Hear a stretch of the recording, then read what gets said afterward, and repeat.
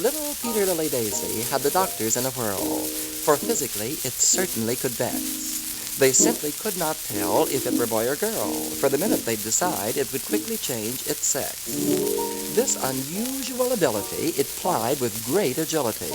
In the space of just 1 second, it would switch. And because it loved to do it, and did when no one knew it, they called it neither he nor she, but much more simply, which. Its schooling was a bit coeducational. After leaving Smith, it hustled to West Point. It got honor marks in classes in both places with both masses, and in the latter institution, it nearly wrecked the joint. Then its father took it well in hand. "My child," he said, "you now must understand. More of this I'll not allow. Are you bull or are you cow? Either in or out you go, it's a royal command." Poor little Peter Lily Daisy. What a hell of a problem it had. It requires an awful bender to decide a loss of gender. I'll be back inside a year, it told its dad.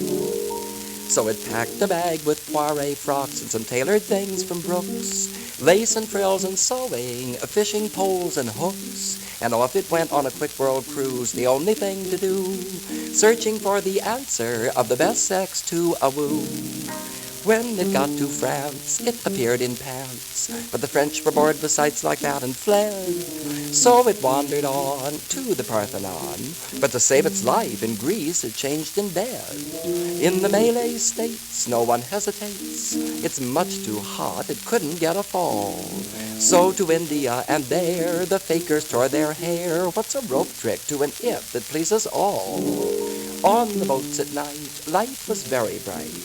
First a captain, then a widow at its door. But they all showed such starvation for the things that they could ration that they left it less decided than before. Oh, the problem grew, and the months were few. To itself it almost thought it might be wed. But there's something most unthrilling if one's mate is always willing, and beside that left no place to put its little head.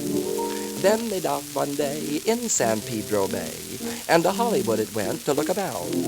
Now the finish to poor it is quite apparent.